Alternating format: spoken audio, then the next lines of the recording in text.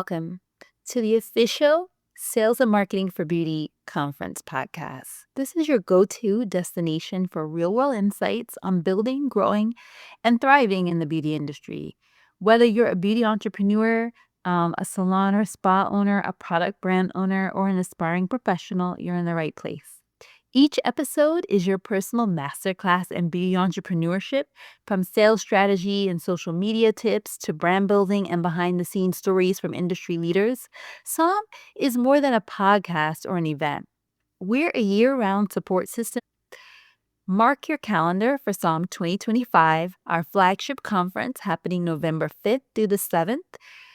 It's a virtual event. And so we have a lot of global speakers as well as speakers there in the US and local to New York City.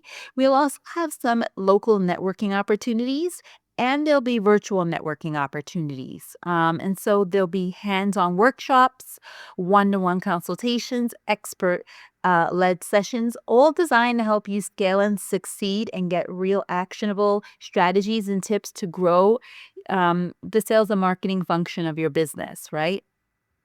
So stay tuned for the podcast. Make sure you check out our website, and we hope to see you at SAMB 2025.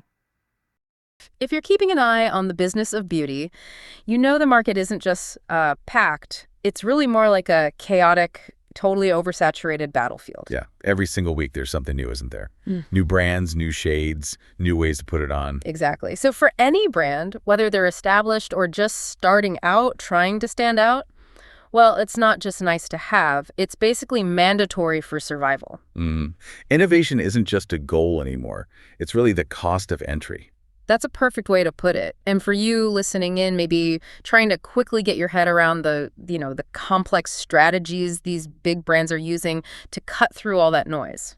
Then this deep dive should be really helpful. It's kind of a shortcut. We've looked at research focusing specifically on the impact and the detailed execution of these big partnerships. We want to show you how brands are using artist collaborations and those really sought-after limited edition collections. Our mission today is really to pull back the curtain a bit, go beyond the flashy marketing and the pretty packaging. Yeah, we want to look at the cold, hard, strategic thinking behind it all, because our sources are pretty clear on this. These collections, they're fundamentally way more than just products you buy. Right. They're positioned as experiences, stories, and visual representations of collaboration. Yeah. They become these sort of high-level cultural items. And that framing, that's the core idea we want you to take away initially when these campaigns work. They tap right into the consumer's, deep desire for uniqueness, for status, really. So by linking up with a respected artist or designer, the brand instantly gets this kind of halo effect. Precisely. It elevates its own identity. The consumer isn't just buying makeup anymore. They're buying into an ethos, an identity, maybe even what feels like a piece of art. And if you can really understand how they pull off selling that ethos, then you basically understand the entire engine driving this particular market strategy. It's fascinating. Okay, so let's really unpack this strategy. We should probably start with the basic terms because, they often get used together. But we need to be clear about the difference between artist collaborations and limited edition collections. Good idea. Let's nail down the first one. Artist collaborations. So these are formal, structured deals, right, between a beauty brand and, say, a visual artist, a fashion designer, someone creative whose main thing isn't actually cosmetics. Okay, and the key thing here is authenticity, that the artist's input feels real. That's the absolute core of it. Their influence has to genuinely shine through in the final product somehow. But how do you measure that? Isn't there always a bit of tension? The brand has the labs, the distribution, the artist brings the soul, maybe? What's the minimum for it to feel genuine? Well, that's where it gets tricky and where the stakes are high. Consumers are smart. They can usually sniff out a cynical cash grab pretty quickly. So genuine influence means the artist actually impacts the packaging design in a unique way. Or maybe they have input on the product formulation itself, the colors, the textures, or even just the overall theme of the launch. It has to feel natural to their existing work. Okay, so it can't just look like the artist, signed off on a standard eyeshadow palette. Exactly. If it feels like they just slapped their name on something pre-made, the whole perception of value just collapses. You need to feel the collaboration in the texture of the powder, the specific shade, maybe even the way the compact itself is designed, like a little sculpture. Got it. It needs to feel like the artist treated the product like a custom canvas, not just endorsed something off the shelf. Perfect analogy. And then you pair that real creative input with the mechanism that actually gets people buying now, and that's the limited edition collections. Yes, this is the operational lever that creates scarcity. We're talking small production runs, products released for a very specific, restricted time. Often tied to that artist or designer we just talked about. Often, yes. But the absolute key is the marketing push around exclusivity. That limited label is like a psychological switch. It flips the consumer from just being interested to feeling this urgent need to buy right now. Which leads us straight into the core psychological driver here, exclusivity and rarity. In a world where everything feels mass-produced and instantly available. Right. Think fast fashion, Amazon Prime. These limited edition things are prized because they promise something that won't be around forever. People aren't just looking for a good blush. They're actively hunting for unique items, things that give them status or things they know they can't just pick up next week. It plugs right into that deep human need for, social signaling. Owning something limited says something about you. Like what? That you were in the know, that you acted fast, that you were part of the sort of in-group that recognized its value before it disappeared. The sources we looked at even describe this as collecting becoming almost like a form of art appreciation. And this is where it gets really powerful, because that rarity directly triggers that gut feeling we all know. FOMO, the fear of missing out. Oh, FOMO is huge. It's a critical, maybe sometimes a bit cynical, but definitely a powerful driver of demand for these collections. Because the second someone knows that a product is only available for, say, 48 hours or only while supplies last. This incredibly strong, almost irrational sense of urgency just kicks in. It's primal. It's a ticking clock. Absolutely. And brands are smart about amplifying this. It's not just a vague, limited stock promise anymore. We see really sophisticated tactics. Right.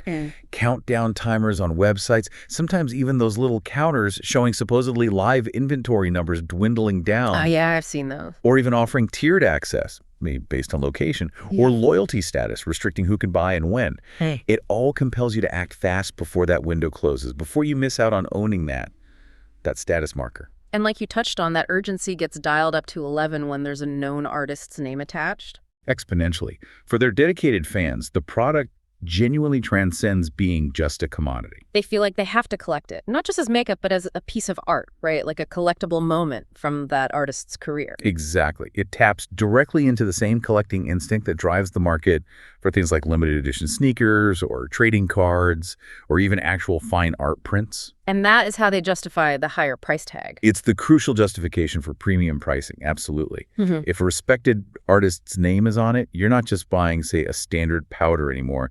You're buying a wearable sculpture or a representation of their creative vision. It lets the brand charge, what, 30%, 50% more, sometimes double. Easily. Because the perceived cultural value, the art value, offsets the consumer's calculation of just the utility cost. That whole psychological engine of scarcity is what locks in that immediate high-margin sale. Okay, so we've got the psychology down. Let's shift to the strategic outcomes. Why do brands go through all the hassle, the complexity, the legal negotiations, the, frankly, huge cost of these partnerships? Well, it boils down to securing relevance in that crowded market we talked about. And the first big win is brand differentiation and aesthetic infusion. Right. The market's saturated, so collaborations become this brilliant, almost instant way for a brand to offer something genuinely different. It immediately sets them apart from countless competitors who might have very similar basic products or colors. It's a strategic shortcut to standing out. And when you partner with a known artist or designer, you're essentially borrowing their established aesthetic, aren't you? You are. You infuse your brand almost overnight with this unique style that's already recognized and resonates with the artist's followers. So you're actively attracting consumers who want that creativity, that artistic flair in everything they buy. They're buying into that elevated style instantly. Let's look at a classic example, MAC Cosmetics and Lady Gaga, especially around the Vive Glam campaigns. Now, this was way more complicated than just, putting Gaga's picture on a lipstick box. Definitely. It was framed very deliberately as a statement of artistry, music, and fashion. It leveraged Gaga's whole persona as this ultimate disruptor, this kind of conceptual pop artist. Right. It perfectly reflected her bold, iconic, often really theatrical public image, and by embracing her specific kind of boundary-pushing and art world edge. MAC, which had always had this strong professional backstage makeup artist identity. Right, very credible, but maybe not boundary-pushing in the same way. They suddenly infused their brand with this layer of contemporary coolness and high-concept rebellion. And crucially, the VF Glam already had this built-in narrative around philanthropy supporting HIV/AIDS causes. Gaga's involvement just amplified that message massively. It expanded FS's reach way beyond their usual customers, didn't it? It pulled in her huge, incredibly dedicated fan base, the Little Monsters. Many of whom might never have really engaged with Etsy before. The collaboration instantly updated MAC's identity for a new generation. It showed the brand could get behind these really high-concept social and artistic statements. Which leads nicely into the second big strategic reason, expanding audience reach and demographic diversity. This feels like maybe the most measurable benefit, apart from the direct sales bump. Absolutely. Bringing in a popular artist or designer, or even a major influencer, it immediately turns their built-in, already vetted fan base into a goldmine of potential new customers for the beauty brand. It's super efficient marketing, basically. Totally. Their fans get introduced to the beauty brand through someone they already trust and admire the artist themselves. That drives interest and sales among a whole different group than the brand usually reaches.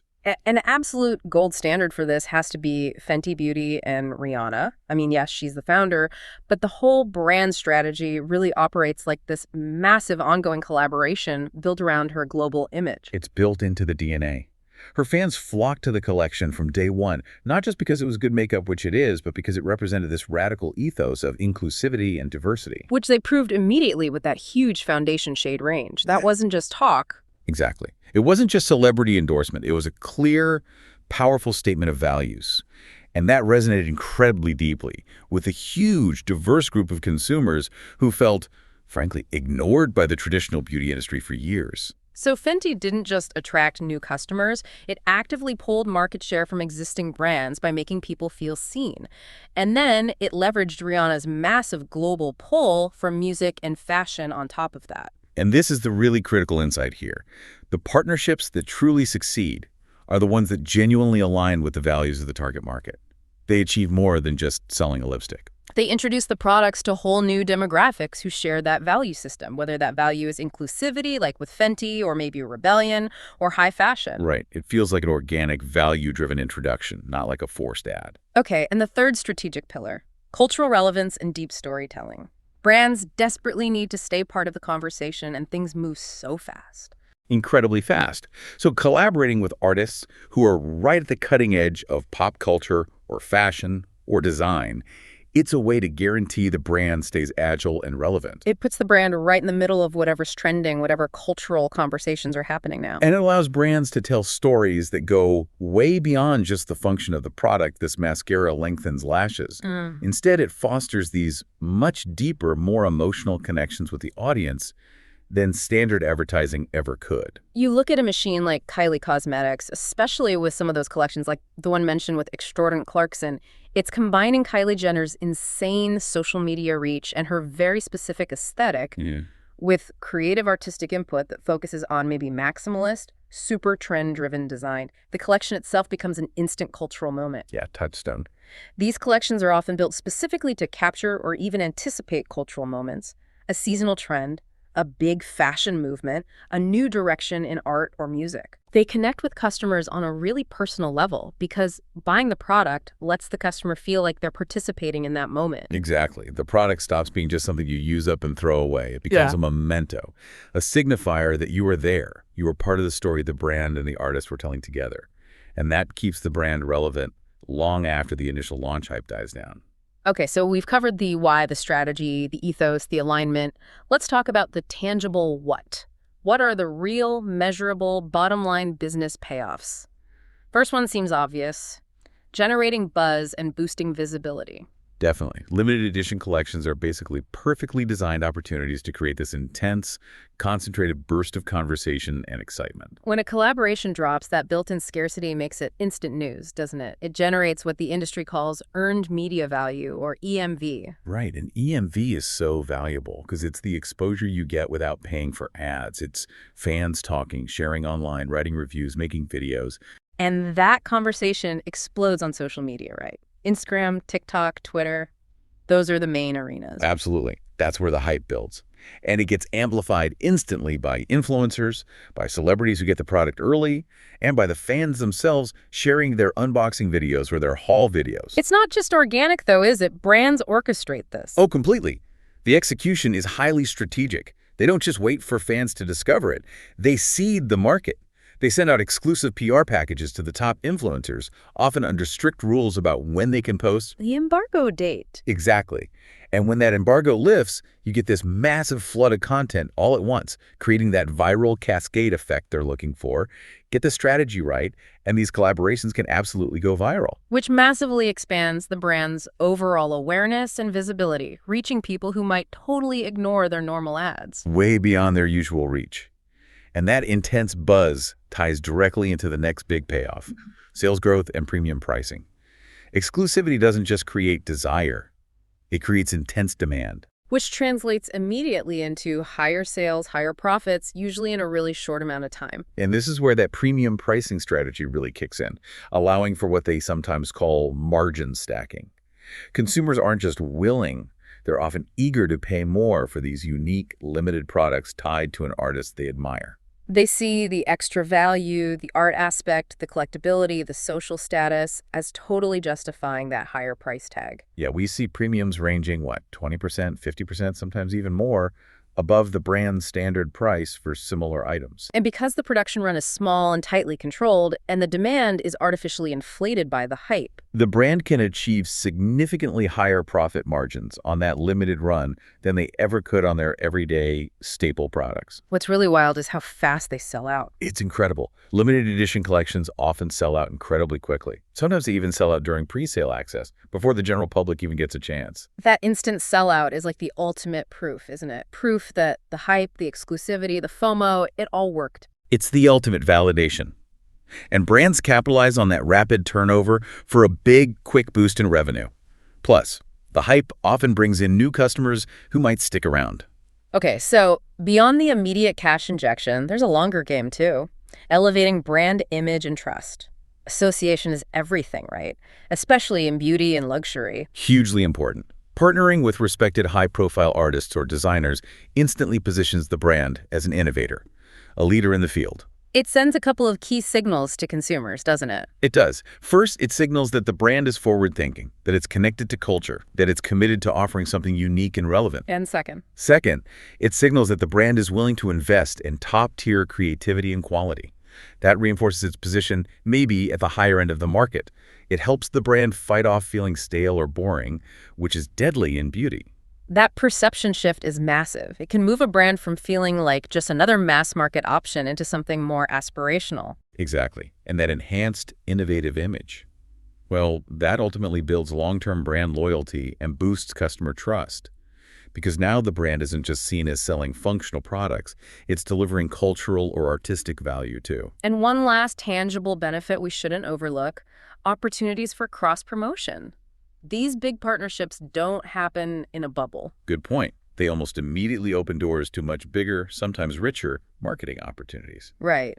An artist collaboration can easily lead to cross-promotions with totally different brands or even industries, like a beauty brand working not just with a painter, but maybe also with a hot fashion designer. Or even a luxury hotel chain or a furniture designer. You're blending these different aspirational worlds. And that can lead to joint marketing campaigns.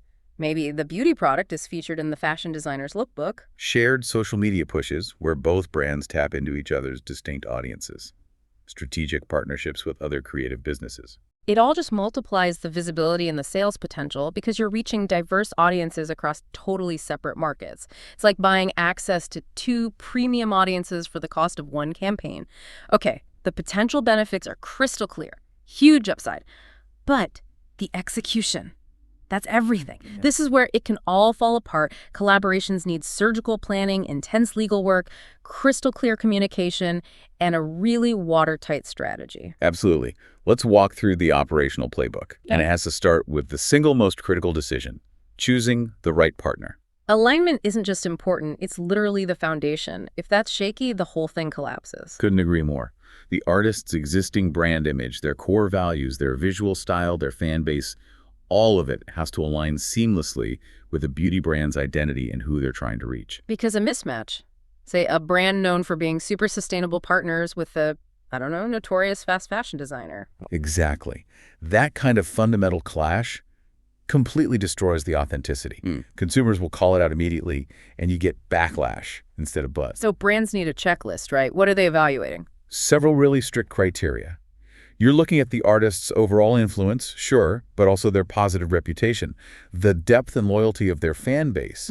Do their fans actually buy things or just follow them? Good point. Volume versus value. And their actual track record. Are they genuinely creative and innovative? Because if the partnership just looks like a paycheck for the artist rather than a real creative fusion, consumers see through it, and that whole idea of buying art just evaporates. And alignment is also about managing risk. Brands have to thoroughly vet the artist's history, their public statements, their current standing, because if that artist gets into hot water later, The brand gets dragged down with them instantly. choosing the partner is a serious investment in the brand's future reputation, not just a short-term marketing tactic. Okay, partner chosen, vetting done. Next step.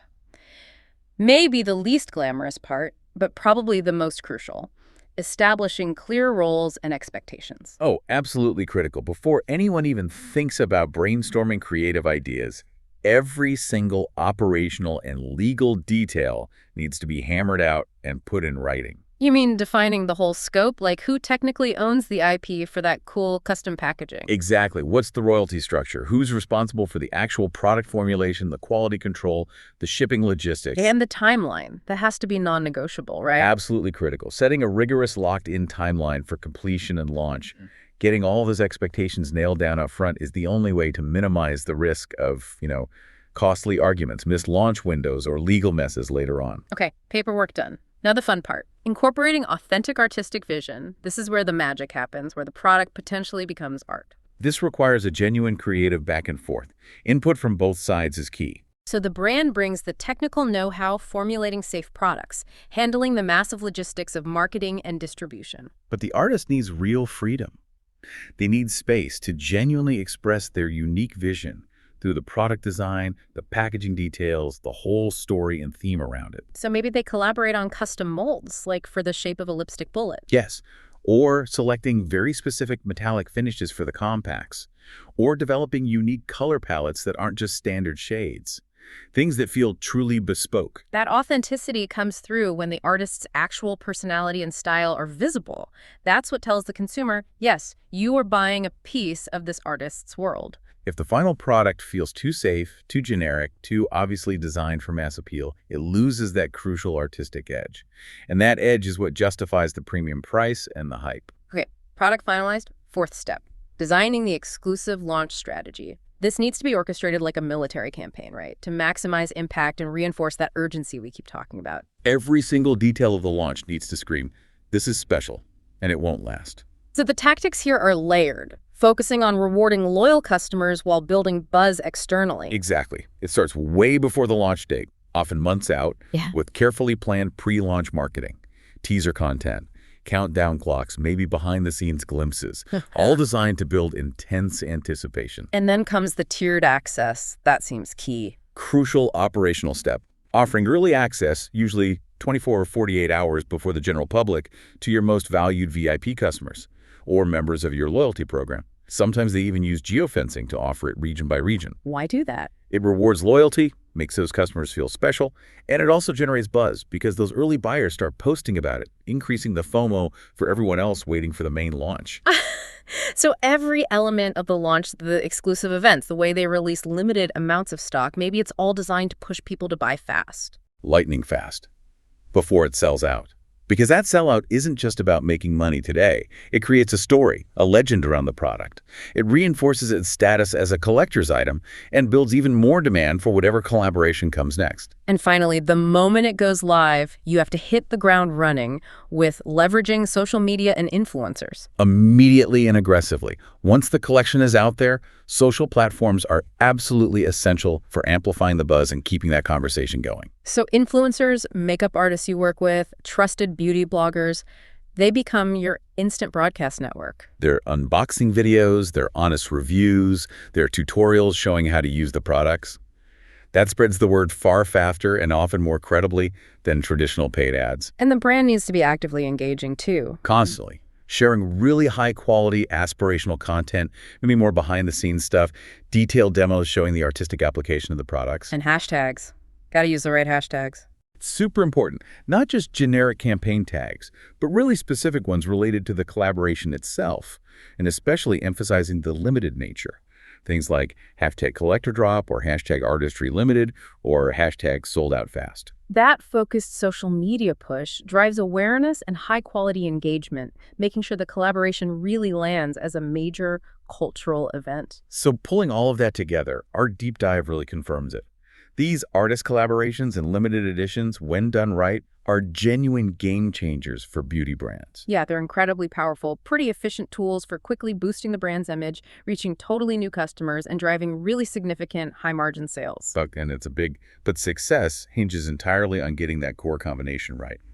Authenticity plus urgency. It demands meticulous planning, finding that perfect partner whose values align, and executing a completely bulletproof marketing strategy that leans hard into those psychological triggers, exclusivity, and FOMO. Get it right, and you create real cultural excitement, boost revenue dramatically, and build those really valuable long-term customer relationships. Which brings us back to that central idea, the most powerful concept, really, that we talked about today.